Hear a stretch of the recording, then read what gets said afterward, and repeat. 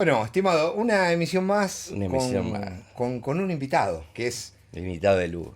un invitado de... No sé si tanto lujo, no sé si tanto lujo. Y vamos a echarle primero Vamos a echarle lustre. nafta, ¿eh? Lustre y después, Después viene lo peor. después viene lo peor. Muchísimas gracias, Martín. La gratitud es algo que los peronistas ejercemos o debemos ejercer más permanentemente por venir y sumarte acá a iniciar conversaciones para tener posibilidades nuevas. No, gracias a ustedes la invitación y además felicitaciones porque estos son espacios que hay que vitalizar, hay que darle mucha manija. Está bueno que se discuta, que se debata, así que ojalá lo sigan haciendo y vaya creciendo. Sí, ojalá quieras venir de nuevo también, Martín. Yo cada vez que me inviten, yo tengo una regla. A ver, A donde me invitan voy, a donde no me invitan no voy. ahí va. Perfecto. Un principio casi estoico, diría yo.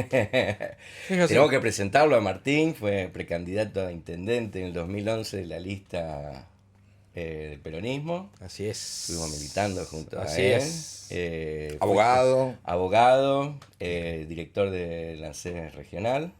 He sido eso también, es Ujú. cierto. Varias Concejal cosas. de la ciudad. También.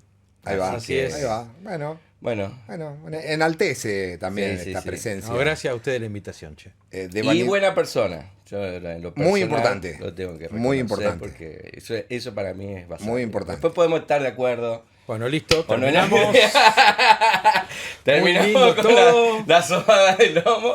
Una conversación para iniciar posibilidades nuevas tiene resultados rizomáticos Ujú. siempre, ¿no? Es una cosa que hay que volver a practicar el debate. Sí, Eh, que es lo que nos está faltando. que nos está faltando. Por ahí uno está más cerca de una posición más de un peronismo revolucionario de amor y paz, otro está más cerca de la socialdemocracia, que nosotros venimos, no sé si fustigando, pero sí teniendo alguna especie de crítica en cuanto a los posicionamientos socialdemócratas que nuestro cerebro peronista los asocia con el radicalismo, básicamente. Ujú. Es increíble que los radicales crean que son un partido socialdemócrata.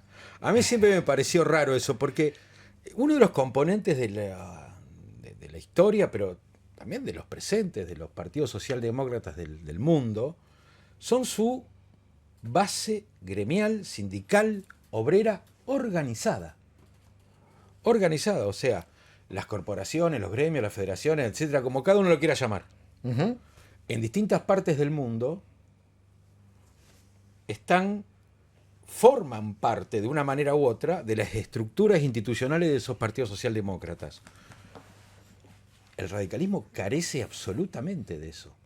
De hecho, la CGT Argentina, la Confederación General del Trabajo, está afiliada en términos internacionales a la CIOLS, que es la Confederación Internacional de Organizaciones Sindicales Libres, que es la internacional socialdemócrata del sindicalismo. Por lo tanto, después discutimos si el peronismo tiene más o menos componentes socialdemócratas, pero que el radicalismo no los tiene, no los tiene. ¿Eh? Ahí va, Ahí está. ahí va.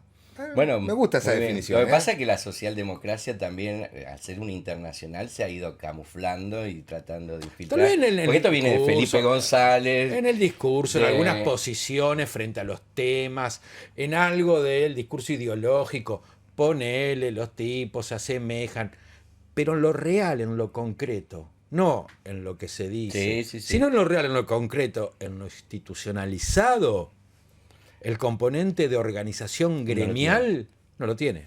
Bueno, y lo que nosotros, particularmente yo critico esto de pegarle a la socialdemocracia, al progresismo, es estas ideas colonizantes, porque el peronismo fue uno de los primeros movimientos descolonizados dentro de Latinoamérica. exactamente. Entonces hay que reivindicar eso para mí, porque más allá de las posiciones que tenga la socialdemocracia, que uno puede compartir, situaciones o no, de que eso se imponga como parámetro es un otro signo más de colonización política.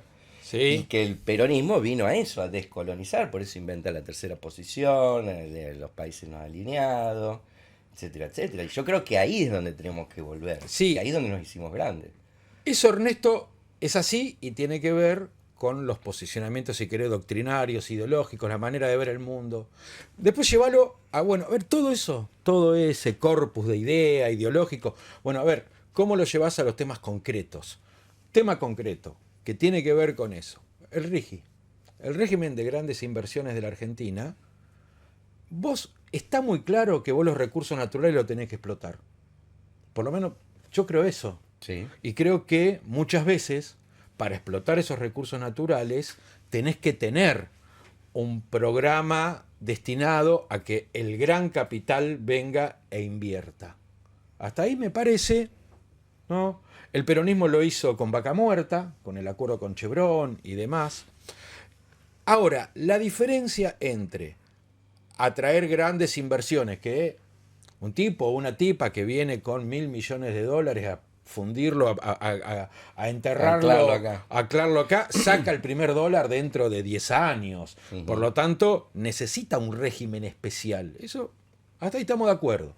Ahora, en la discusión del RIGI, prácticamente eso transformó a la Argentina en una especie de economía de enclave, donde el que viene hace lo que quiere, se lleva lo que quiera, no paga ningún impuesto, y el resto miramos como decimos, bueno, entonces ¿para qué tenemos eso? Esa es la diferencia entre una postura colonialista y una postura que no debe serlo, que atraiga esas inversiones, pero que establezca reglas, por sobre todo tributarias. Y que lo habíamos logrado y habían venido los malayos y no iban a poner 1.000 millones, iban a poner 18.000 millones de dólares. Lo de los malayos, con participación. Un papelón, lo de los malayos un papelón. Público-privada, con una mayoría pública, porque los dueños de los recursos es el Estado. Yo me imagino Y mirá cómo terminó. La cara de los malayos cuando le dijeron, no, mire. No, y andá a tocarle la puerta de vuelta. En provincia de Buenos Aires no, porque hay un tipo que, viste, que un enano comunista. Que es soviético. Un enano Los soviético. tipos habrán dicho, están todos locos. Están todos locos. Claro, yo voy a poner 18.000 millones de dólares. Pero vos fíjate que no es ya una posición de atraer inversores o no, sino de reglas claras, serias, sostenidas en el tiempo. Claro. Y para que eso sea así, tienen que ser soberanas esas reglas. Tenés que poner reglas claras que atraigan la inversión, pero que cobren impuestos. No hay mucho misterio. Pero que pasa en todos los lugares del mundo. En lugar de tener un sistema impositivo que favorezca al resto de la sociedad, lo que hago es, mira, hacé lo que quieras y ya soy una colonia, soy un enclave. Y los inversores que invierten a 50 años saben que en los estados coloniales la efervescencia es muy efímera, es muy así. rápido. Pero Entonces, bueno, digo, es importante lo que vos decís y cómo lo trasladamos. Viste que va a ver cómo se traslada muchas veces nuestras posiciones ideológicas a los casos concretos. El régimen de grandes inversiones es un caso concreto para diferenciar una postura colonialista, neocolonialista, de una postura que tendría que haber sido realmente la de un país soberano que necesita que esas inversiones vengan. Bueno, eso es la diferencia entre el progresismo y el peronismo. A mí me gusta el término de habitar el lenguaje, ¿no? Me salta la disciplina del coaching y tengo que repreguntarte. ¿Cómo se entiende esto de que el peronismo puede tener más o menos componentes sociales demócratas? Me gusta esa definición. No, primero en la historia de la conformación de lo que son los movimientos socialdemócratas, el componente gremial organizado es distintivo. Los laboristas ingleses, los socialistas españoles, los demócratas norteamericanos. Digo, nosotros, el lenguaje nuestro es al revés. O sea, para un ciudadano norteamericano, una ciudadana norteamericana, un liberal es un socialista casi. Claro. Ellos le dicen los liberal. Para los ingleses es más o menos parecido. Las personas que están a favor del libre mercado y además tienen posturas políticas conservadoras, en Estados Unidos son más los republicanos o los conservadores en Inglaterra, en Gran Bretaña o en Inglaterra, el Partido Popular en España, diríamos. Entonces digo, los socialdemócratas tienen ese componente tal vez liberal en términos económicos, ¿no? Con algún nivel de intervencionismo, pero defensores de la economía capitalista, de mercado, etcétera. También un rol del Estado, lo tienen y demás. Eso lo tienen los demócratas, lo tienen los socialistas obreros españoles, lo tienen los laboristas ingleses. Y del otro lado están los conservadores, diríamos, que tienen no solamente posturas absolutamente librecambistas y de un Estado mínimo, sino además muy conservadoras en términos políticos, ¿no? Digamos, no están a favor de ni siquiera ni de las políticas de género, ni de los procesos de descolonización, ni muchas veces cuestionadores de la cuestión del cambio climático o de la integración de las minorías, en contra de la inmigración. Bueno, esas posturas más conservadoras no la tienen los socialdemócratas. El peronismo no es un partido socialdemócrata porque el peronismo tiene un componente nacional, popular, que tiene que ver con la idiosincrasia argentina y es más en ese sentido un fenómeno muy argentino.